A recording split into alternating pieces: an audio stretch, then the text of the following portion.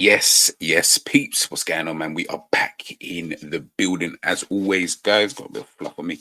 As always, guys, make sure you are smashing the like, sharing, and subscribing to the channel. Look, today we're going to be taking a look at Martin Zubimendi. Yes, the Real Sociedad midfielder. He was the talk of the town last summer. It looked like he was going to make a move to Liverpool, and then something happened. I don't know if it was the PowerPoint presentation. I don't know if it was, the mountains and stuff like that. Listen, all jokes aside, it looked like he was going to join Liverpool. But unfortunately for Liverpool, they couldn't get that deal over the line. He opted to stay at Real Sociedad.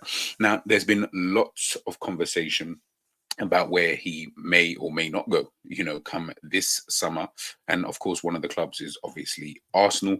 Now, listen, man, Arsenal, currently at the time of this video, well, and it looks like they will end the season in second place. Of course, they're still battling in the Champions League. Again, at the time of this video, they are 3-0 up against Real Madrid. So it will be interesting to see, of course, how that kind of pans out. And also, listen, if they go all the way in the Champions League and win it, hey, that could potentially even change the kind of transfer targets that they, potentially try and opt for in the summer. Now, when it comes to like Zubimendi, I think, listen, absolutely top midfielder, Spanish international. Most of you will probably remember him. Probably the last time most people actually saw him play live was against England in the Euro final, coming on as a second half substitute for Rodri. But if you've watched him for Real Sociedad, even this season, I know Real Sociedad, they're not doing too well. They're not doing too great, but he's been okay. He's been calm. I mean, it's been quite difficult. Mikel Merino, one of the main players in Real Sociedad's team, obviously moving to Arsenal. So, and a few other players, it's just not really worked out for Real Sociedad this season. And I think I wouldn't even say that his performance levels have necessarily dropped. I feel like he's probably actually maintained them. Yes, he's had some bad games, but yeah, I feel like he's kind of maintained them, but the team just haven't really maintained their level in a general sense. So listen, midway through this season, there was conversations about potentially him going to Arsenal. So I was like, okay, cool. And to be honest, it sounded like it was almost like a sure thing that he was 1,000,000% coming to Arsenal. I don't know if that's necessarily true. I know David Ornstein spoke recently about this, talking about, it's almost like an expectancy. Almost, he didn't use those words to be exact, but it sounded like it was almost like an expectancy that, they are building with Martin Zubimendi in the midfield, for the summer. And then, of course, they're going to worry about the other positions in play. Now, of course, if they do go in and get a Martin Zubimendi, this is kind of what their midfield potentially could look like, 4-3-3 with Rice and Odegaard on the other side, or they could go with a 4-2-3-1. I mean, it's kind of the same thing, but I guess this is a bit more emphasis on potentially having a double pivot, so Rice potentially being there with Odegaard playing in that number 10 position. I do believe if you do put Erdegaard, in that number 10 position, it might give him a bit more license. I mean, I feel that he's kind of calm in that almost right central midfield position. He can kind of link up pretty well with Saka on that side. So I don't know if it's going to make too much of a difference to someone like Martin Erdegaard. Again, I think just it's a bit like my own teammates. It's more about the instructions that the manager's obviously going to give you, because really and truly this is the same as a 4-3-3. But if the manager says, oh, you know what, we want you guys to play more as a 3 than as, say, a 2, then yeah. And if we don't need Erdegaard to keep coming back, into the midfield area and only drop in when it's really needed, or, if we're getting outnumbered in there, then yeah, fair enough. Then it becomes more of a 3. But if it's more about you guys can get license and then potentially pushing a Calafiori or a Timber or a Miles Lewis-Skelly as an example into the midfield area to then form that 3 in the midfield and then 3 at the back, again, these are the kind of things, that could potentially work, for Arsenal moving forward. And again, I think we don't really know what's going on, with Thomas Partey. In terms of football sense, I don't really know anything else outside of that. But in terms of the football side of things with Thomas Partey, who knows? Will he stay? Will he go? I think regardless of whether he was to stay or go, I think they should be looking at someone like a Martin Zubimendi anyway.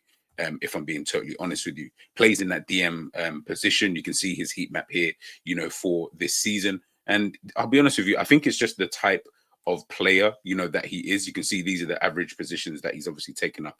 This was in one game that Real Sociedad had obviously played, and this is kind of the area of the pitch that he's kind of, occupying. Again, you can see obviously he's kind of dropped in almost as that third centre back to allow for the fullback on the left hand side to obviously push up, and then they've still got that cover, at the back there. And as I said before, I think it's just more about his style of play. He's an intelligent defensive midfielder. He's known for his positional, awareness. He's got crisp passing.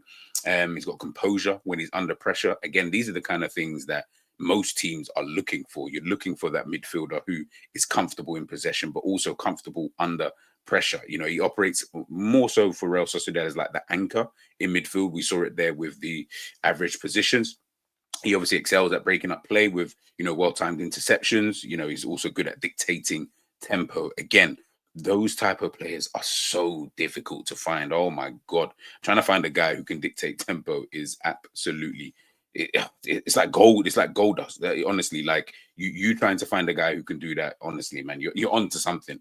I'll tell you that, for free. And his ability, of course, to like kind of receive the ball under pressure and obviously then start to initiate attacks, as you guys can obviously see, on the screen here, from these deep areas. It mirrors the quality of elite pivots, players you can play in that position. I don't think he's going to be of this level, but you look at players like Sergio Busquets, those type of players. Some people even called, Martin Zubimendi like the Gen Z version of a Sergio Busquets. So yeah, I don't know, but I can understand if you're trying to find these kind of similarities, in terms of with the two players. I think you would find a Xavi, Iniesta, and Rakitic or whoever, they'd be a bit more closer to Martin Zubimendi. Whereas I feel like Martin Zubimendi, when I've watched him for Real Sociedad, even when you watched him for Spain, I feel like he can play either as the lone six or, he can work well in a double pivot. Again, it just depends on the kind of instructions, that obviously being given. And you can see here when he does get further forward, he can play the ball into the right areas, into that pockets of space, into the space in behind the defenders. And of course, if Arsenal are able to get themselves a better striker, then yeah, I think that will, prove to be really, really good. I saw this and I thought, what, this a little bit similar to what Arsenal do, a little bit, not exact, but quite similar in terms of the build-up phase. You can see Martin Zubimendi obviously dropping in there again to be an option for the goalkeeper, while the two centre-backs obviously split, and then you've got the full-backs pushing forward. I think, again, those are the areas sometimes, honestly, there's certain players you don't want in those kind of positions. Martin Zubimendi, for me, is a player that you wouldn't mind having in those kind of positions. And again, when I'm looking at, the way that Arsenal kind of set up, as I mentioned before, in terms of, what they could potentially do in the build-up, where it's like a 3-2-2-3, 3-2-5-2-7, 3-10. Yeah, to just get my maths on. But yeah, when they can kind of build up in that kind of formation, as you can see here, this is against Real Madrid, of course. Lewis Skelly dropping into that midfield area. You got Kivior, Saliba, and Jurrien Timber. They'll swap between the two. You can see how high anyway, to be honest with you, Jurrien Timber is. He's in front of the two centre backs anyway. So they've kind of got two at the back, two then in front of them. And then you've got Thomas Partey. That Thomas Partey role for me is where someone like a Martin Zubimendi would be. Like I said, I think it all does just depend on whether Partey was to go. But I think if you at least have that as an option as well, is that a bad thing? Do you know what I mean? I don't think the fee's going to be, crazy or anything like that. And again, in this screen, you can obviously see Mars Lewis Skelly, should I say, sorry, obviously pushing up quite a bit in this game against Real Madrid. So, of course, you've only got the defenders at the back there. And I think also Thomas Partey obviously is not in this shot. But then this is where you'd want a Martin Zubimendi in this position. But he can also push further forward. Obviously, he's still got that, I would say, relationship, with Mikel Merino. And again, I think it depends on, obviously, the role that he would potentially be given at an Arsenal. But I think that Mikel Arteta is smart enough to understand the type of player that you're potentially going to have. This might be and I know this is the buzzword that everybody keeps saying, but you might have your metronome, someone who can just kind of pop in there and it's almost like plug and play. Someone who can get in there is quite, I would say, he's got quite good IQ. Yeah, in a general sense. Obviously, as we know, his positional awareness is really, really good.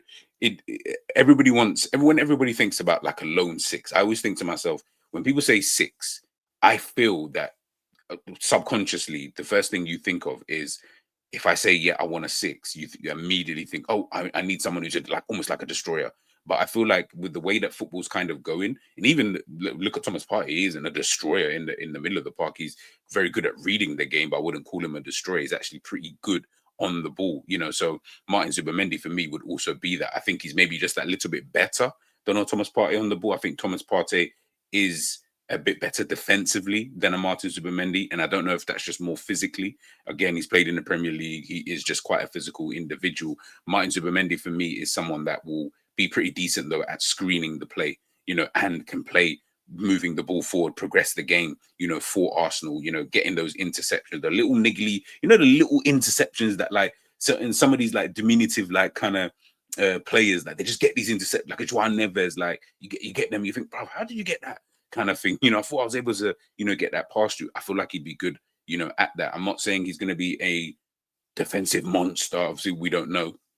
But I do think that in a team like Arsenal under Mikel Arteta, especially the way that Mikel Arteta is, and you know, in terms of tactically and everything like that, I feel like he'd be a perfect player to build your midfield around. And again, it also allows for other pieces. I don't know what Arsenal are going to do, you know, in the summer window for other players in terms of where they're going to, you know, potentially strengthen or maybe let some players go. But I do look at that midfield and think to myself, you know what? Again, the midfield that they've got at the moment that's been playing, Martin Ødegaard hasn't really been, you know, his usual self this season, but Rice has been pretty decent, and Thomas Partey as well has been pretty decent. Add in someone like a Martin Zubimendi, you keep the quality level.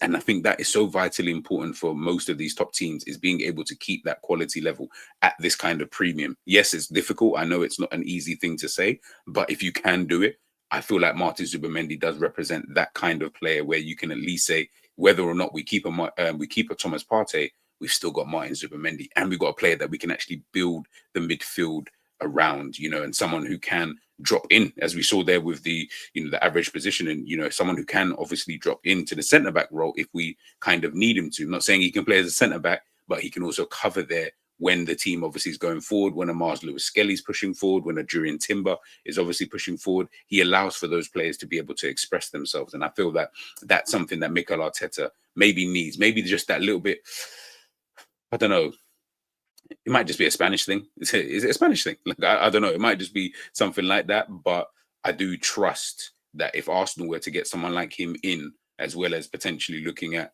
you know, other players, could they get a Kevin De Bruyne? Could they get an Isak? I feel like if they can get these kind of players, honestly, man, I feel like they're going to be an absolute force to be reckoned with, you know, next season. But listen, man, we'll just have to wait and see, you know, on that one. Let me know what you guys and your thoughts are on potentially Martin Zubimendi moving to the Gunners. If you're a Gunners fan, let me know. Do you guys want him, you know, in the summer? Are you looking for a different type of profile? Let me know your thoughts and let me know in the comment section.